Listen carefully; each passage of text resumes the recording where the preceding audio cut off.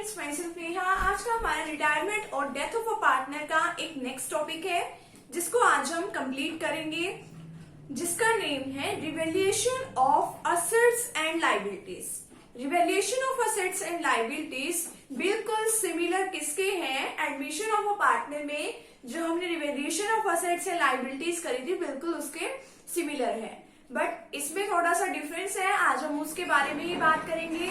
अगर मेरे चैनल पे आप न्यू है तो आप मेरे चैनल को सब्सक्राइब कर दीजिए, वीडियो को लाइक कर दीजिए एंड बेल आइकन को प्रेस जरूर कर दीजिए ताकि आपको आगे आने वाली वीडियोस का नोटिफिकेशन मिलता रहे। तो अब हम बात करें कि revaluation of assets and liabilities में क्या डिफरेंस है। एडमिशन ऑफ अ पार्टनर में भी revaluation of assets and liabilities है, उसी तरीके से रिटायरमेंट और डेथ ऑफ अ पार्टनर में भी क्या है? Revaluation of assets and liabilities है। बट इसमें डिफरेंस है तो है क्या? सबसे पहले तो आपको ये पता होना चाहिए revaluation of assets and liabilities क्या होती है। Revaluation of assets and liabilities का मतलब है कि हम अपनी असेट्स एंड लायबिलिटीज को मार्केट वैल्यू पे लेके आते हैं। हमारी एसेट्स एंड लायबिलिटीज जब भी हमने ली होती है वो बुक वैल्यू पे होती है, तो हमें ये देखना होता है कि आज के टाइम में हमारी एसेट्स एंड लायबिलिटीज की मार्केट में क्या वैल्यू है। हम इस वैल्यू को कहाँ पे लिखते हैं? एक रिवैल्यूएशन अकाउंट बना के हम वो लिखते हैं वहां पे। ठीक है, revaluation of assets and liabilities में हम सभी तरीके की ट्रीटमेंट कर लेते हैं कि कितनी एसेट्स बढ़ी हैं, कितनी लायबिलिटीज जो है डिक्रीज हुई हैं या लायबिलिटीज इंक्रीज हुई हैं, हम ये सब देखते हैं। Revaluation of assets and liabilities को करने के बाद जब हम इसको कंप्लीट कर लेते हैं, लास्ट में हमारे पास क्या बचता है? प्रॉफिट एंड लॉस बचता है। अब हम उस प्रॉफिट एंड लॉस का क्या करेंगे? अब रिटायरमेंट के चैप्टर में जब भी कोई पार्टनर या तो किसी पार्टनर की डेथ हो जाती है, यानी कि कोई डिसीज पार्टनर या फिर कोई पार्टनर रिटायर होकर हमारे बिजनेस से जा रहा है, तब हम अपनी जो हमारी एसेट्स एंड लायबिलिटीज है उनको रिवैल्यूएट करते हैं। तो चलिए अब इसको भी एक एग्जांपल के साथ समझ लेते हैं। अब हम उस प्रॉफिट और लॉस का क्या करते हैं। जो हमारा profit and loss admission of a partner में था उसको तो हम क्या करते थे, हम जितने भी हमारे ओल्ड पार्टनर्स होते थे उनको ओल्ड रेशियो में हम उसको क्या कर देते थे, वो प्रॉफिट एंड लॉस उनके कैपिटल अकाउंट में ट्रांसफर कर देते थे। अब रिटायरमेंट के चैप्टर में अब कोई पार्टनर आ थोड़ी ना रहा है, एक पार्टनर जा ही रहा है, कम हो रहा है, तो हम जितना भी हमारा प्रॉफिट एंड लॉस है वो हम उस पार्टनर के साथ, उस पार्टनर को भी हम क्या करेंगे? डिवाइड करेंगे। वो भी पार्टनर उसके अंदर क्या लेगा? अपना शेयर लेगा। तो एक एग्जाम्पल है, एक सिंपल सा एक फॉर्मेट में ही हमने एक एग्जाम्पल बनाया है, हम उसी में देख लेते हैं हम उस प्रॉफिट एंड लॉस को कैसे डिवाइड करते हैं। ए, बी और सी हमारे पास जो है 3 पार्टनर्स है हमारी बिजनेस फर्म के अंदर। अगर कुछ रेशियो नहीं दे रखी होती तो हम क्या रेशियो मानते हैं कि वो इक्वली प्रॉफिट एंड लॉस जो है डिस्ट्रीब्यूट कर रहे हैं, यानी 1:1:1। तो अब हमने ये एज्यूम किया, आपको ये पता ही होगा कि अगर हमारी असेट्स की वैल्यू, एक हमारे पास डेबिट साइड होती है, एक हमारे पास क्रेडिट साइड होती है। अगर हमारी एसेट्स की वैल्यू जो है डिक्रीज होती है, डिक्रीज का मतलब कि अगर हमारी एसेट्स की वैल्यू कम होती है तो हम उसको कहाँ लिखते हैं? डेबिट साइड में। और अगर हमारी असेट्स की वैल्यू इंक्रीज हो रही होती है तो हम उसको कहाँ लिखते हैं?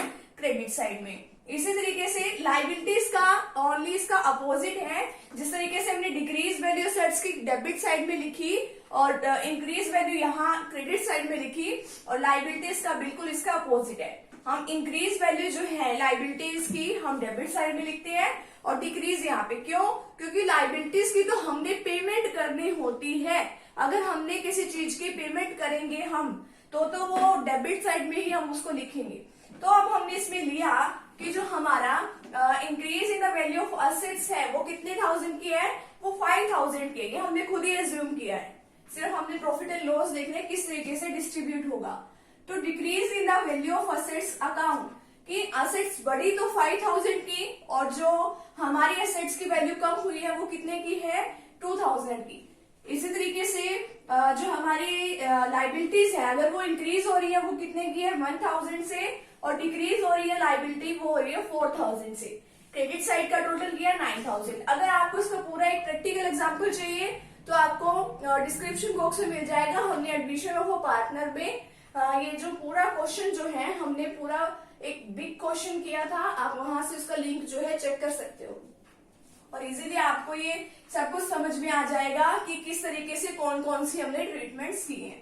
तो increase in the value of liabilities 1000 की। अब डेबिट साइड जो ये हमारी डेबिट साइड है हमने उसका टोटल किया 3000 आया, क्रेडिट साइड का टोटल करने के बाद 9000 आया।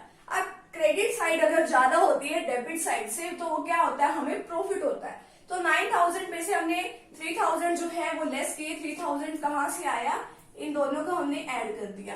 तो ये 3000 जो हमने ऐड की है वो ऐड होगी यहाँ पे 3000। 9000 में से हमने 3000 लेस किए तो वो कितना आया 6000।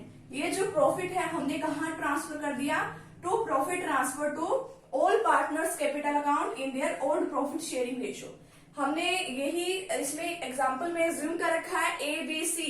अब इसमें से मान लो कोई भी पार्टनर, मान लो बी पार्टनर जो है रिटायर हो रहा है, बट बी को भी इसमें क्या मिलेगा, अपने प्रॉफिट में शेयर उसको जरूर मिलेगा। ठीक है, तो हम इक्वली इसको ओल्ड प्रॉफिट शेयरिंग रेशियो में डिस्ट्रीब्यूट करेंगे। इसमें कोई रेशियो नहीं दे रखी तो हम इसको इक्वली डिस्ट्रीब्यूट कर देंगे 6000 को। तो 6000 को अगर हम इक्वली डिस्ट्रीब्यूट करेंगे तो 2000 ईच पार्टनर में प्रॉफिट क्या हो जाएगा, डिस्ट्रीब्यूट हो जाएगा।